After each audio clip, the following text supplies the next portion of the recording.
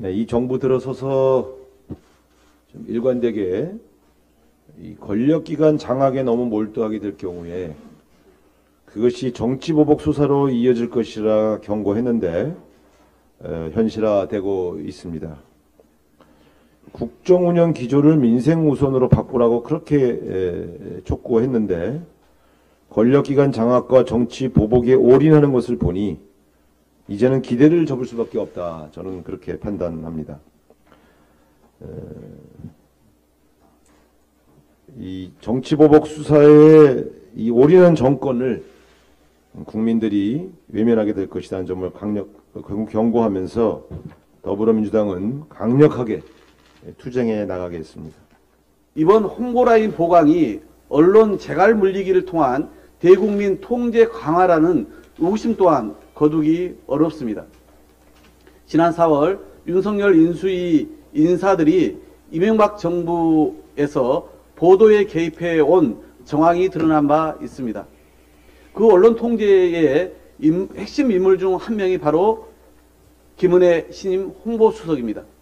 아울러 6.1 지방선거 당시 재산 축소 의혹이 불거진 피의자 신분으로 경찰이 이달 중 김 신임 수석을 소환 조사할 예정이라는 보도도 있었습니다. 이러다간 호미로 막을 것을 가래로도 막지 못하는 사태가 초래될 것입니다. 대통령이 달라져야 합니다. 지금이라도 민심을 받들어 국민께 사과하고 국민이 원하는 인적 쇄신으로 국정 기조를 전환해야 합니다.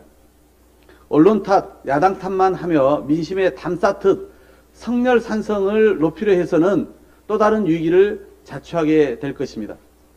다시 한번 윤석열 대통령의 각성을 촉구합니다. 지금 국민권익위원회에 벌어지고 있는 정치감사, 사정감사에 국가 운영과 국민 생활에 중대한 영향을 끼치는 사실이 무엇인지 묻고 싶습니다.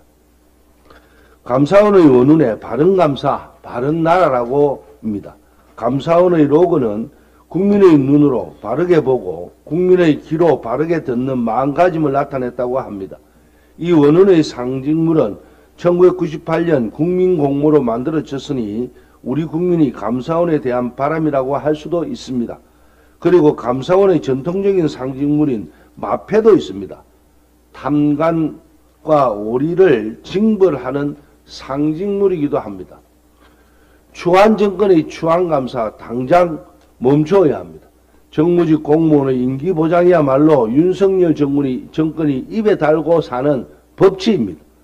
영부인의 비공식적인 일정에 경찰이 경호원처럼 동원되었던 것이나 대통령실 공사에 대통령 내외의 사적 인연 기업이 선정된 것에 대한 국민적 의혹이 더 크므로 그것을 반드시 감사원은 감사해야 됩니다.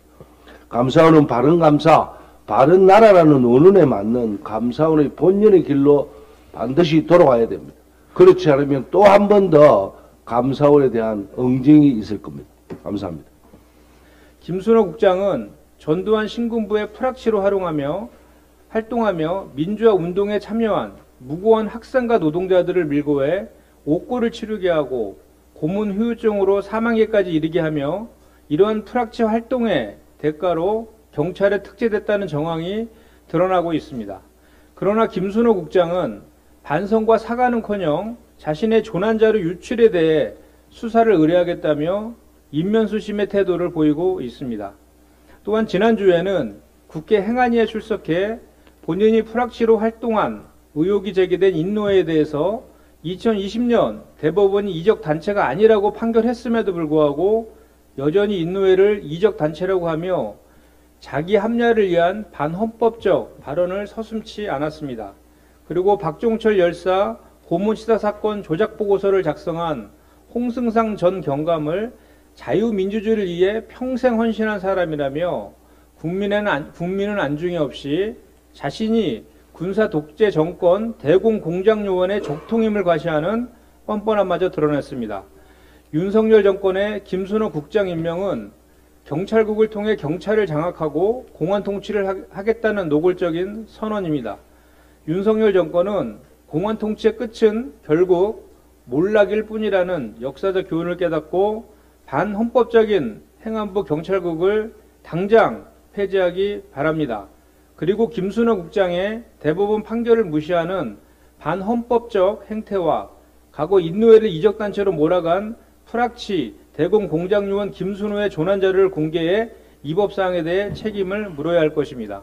이상입니다.